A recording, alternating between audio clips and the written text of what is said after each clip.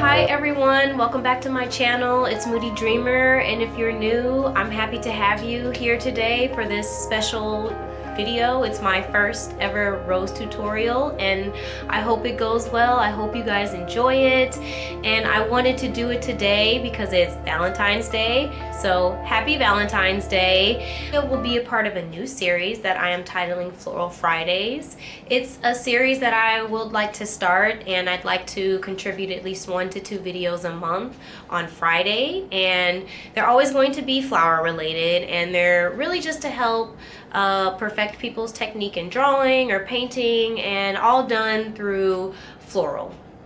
I wanted to do it just to show my appreciation and my love for art and my love for spreading art and beauty into the world, and I wanted to hopefully give you guys some tips and tricks on how to better draw roses on black paper. The drawing took about 3 hours, 3.5 or so, and that's including the butterflies, so it might take some people more or longer depending on how many layers you do and all that good stuff, so keep that in mind.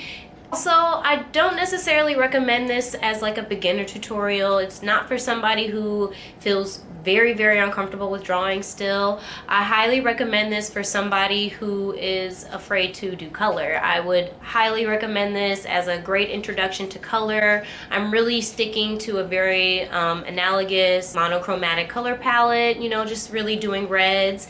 And so I think this would be a great introduction to colors. If all that sounds good and you're ready to start this tutorial, let's get started.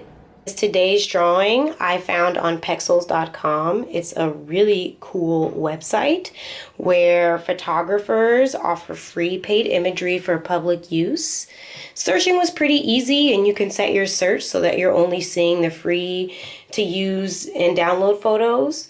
And if you're feeling super thankful, you can donate to the original artist. And I highly recommend that you take a look, especially for people who are just trying to practice or, you know, record their work to put online. It's really cool and easy, and we could all use free references. So check out Pexels. The materials I'll be using will be available in the description box, but black paper, colored pencils, Turpenoid, a soft brush, pencil sharpener, and a pen eraser. And then I also quickly wanted to do like a 1 minute or 50-second quick flower petal lesson. So here we go. So you want to draw out your petals, you know, just get like maybe 1 or 2 initial petals in is what I did for the practice. And you really just want to determine the overall color of your drawing and pick out a dark, a mid-tone, and a highlight version. So for this flower, because the petals are red, I picked out a regular red, a dark red, and then I used like a pink for the highlight. I think I also used white. So that's definitely what you want to do. You also definitely want to draw in the direction of the petals or the curve. So if the petal is curving inward, definitely make your strokes curve as well, so you can definitely see that.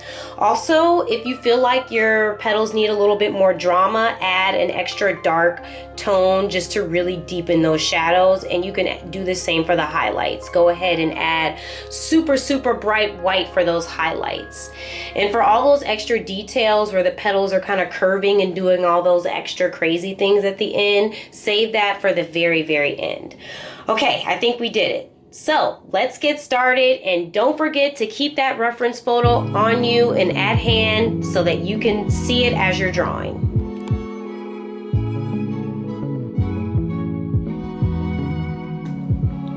So for the initial outline / contour of the drawing, I highly recommend that you use a pencil that matches the subject. So it's a red rose. We're going to go ahead and use a red pencil for the outline of the drawing. So you definitely want to get the general shape in first and then work into your deep inner petals. I do highly recommend though that you really get the heart of that rose in as fast as you can, because it's really easy to lose the middle of your rose if you're so focused on the outside petals. So just draw your initial outline and then go ahead and get into that core and then work back out is how I would recommend it.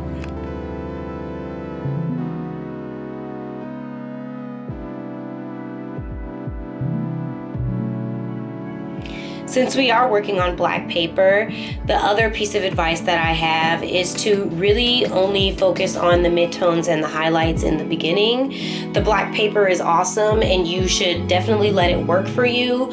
Allow the black paper to be the shadows in the beginning and don't focus so much on the dark areas because your black paper is your dark. So really just focus on those pinks and those midtones. That bright red and that pink is what I have for my highlights and my midtones.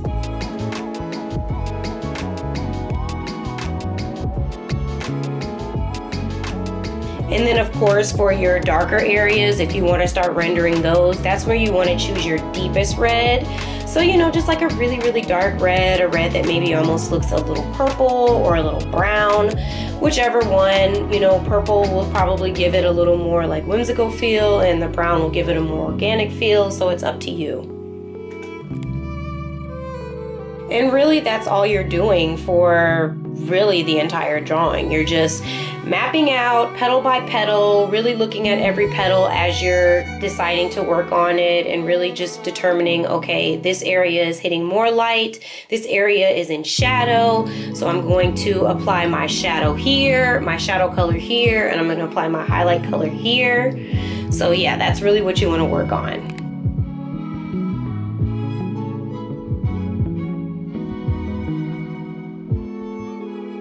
That I highly recommend is that you experiment with the layering. So see how your light color layers on top of your dark color and vice versa. This is going to change the overall effect of the drawing.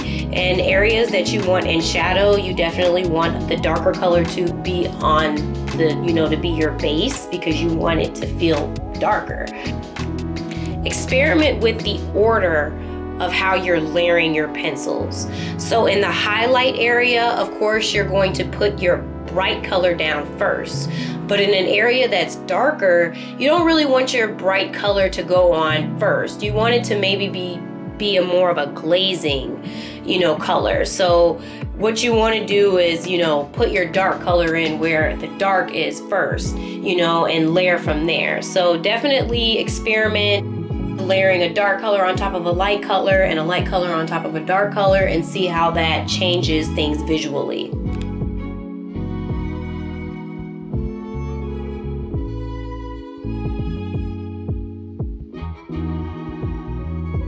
Also, don't be afraid at this point to start working in maybe a little bit of white, you know, especially for areas that you feel like are just really going to be bright and a little bit washed out. Don't be afraid to put that white in and then go ahead and maybe cool it down or warm it up or whatever with like a red or a pink on top of that white, which is what I was doing. And then for your darker areas, your really, really deep dark areas, I highly recommend that you choose a purple or a green to really, really create an organic shadow. So when I say an organic shadow, I mean a shadow that isn't just like a flat black. You know, at the beginning, it's nice to have that black sort of work as your shadow. But for a more realistic rose, we really want to pay attention to the color of that shadow because yes, even black has a temperature and it has a tone. There is a cool black and there is also a warm black. So just figure out and determine what type of black your drawing has or what you want it to have, and don't be afraid to change, you know, the direction of your drawing even from the source photo.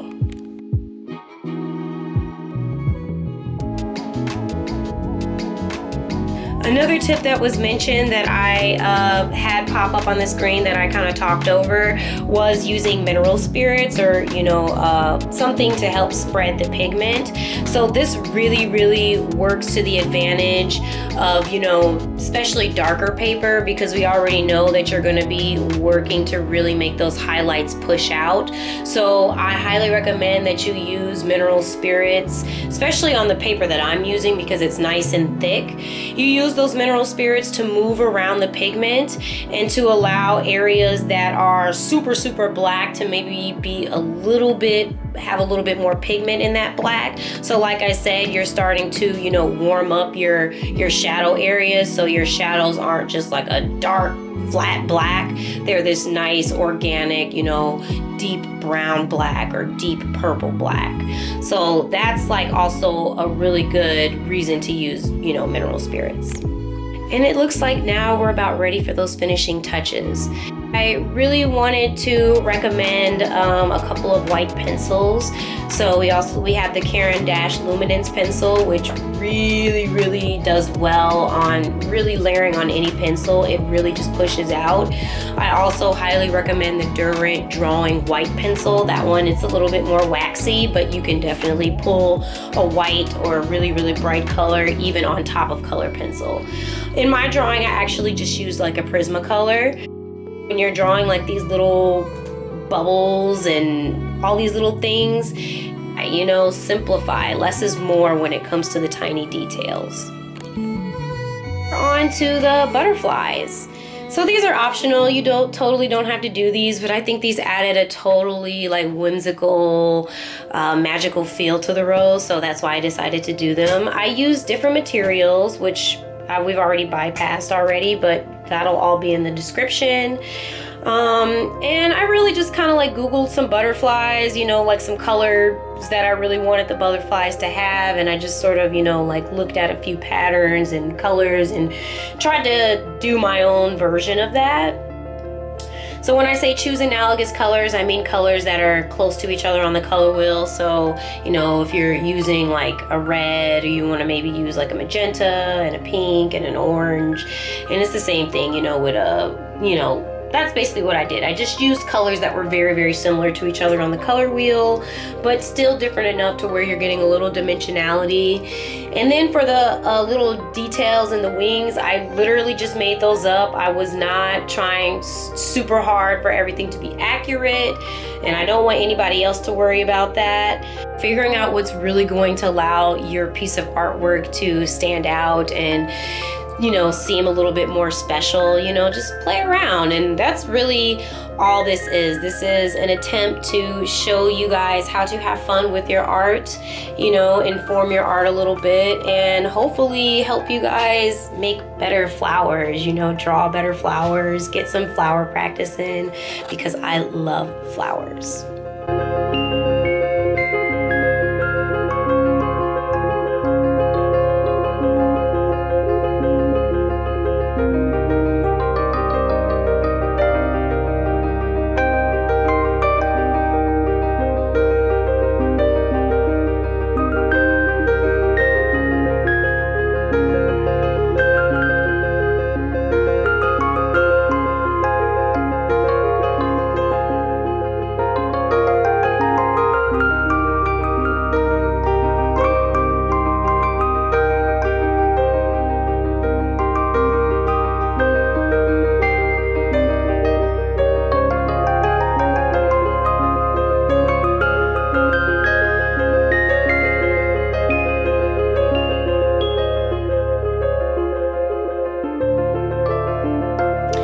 This would bring us to the conclusion of this tutorial and mini lesson / art piece. I hope you guys did enjoy it. If you guys did, please feel free to check out a couple of my other flower videos I have. They're not really tutorials, they're just more of me just kind of showing, you know, my drawing skills. Also check out some other stuff on my channel, and thank you guys so much for watching this. So if you made it all the way to the end of the video, I just want to say thank you so much for taking the time to watch it today. Also, once again, happy Valentine's Day. I hope you guys really enjoyed the drawing, and I hope you guys enjoyed the video. And if you guys did enjoy, please go ahead and check out my other flower videos and also my other drawing videos. So I really enjoyed it. Here, let me show you guys like a close-up in like the sunlight. I may have went a little crazy with the glitter, but you know, overall, I'm really happy with how it looks. So yeah, thank you guys so much, and Moody Dreamer. Bye.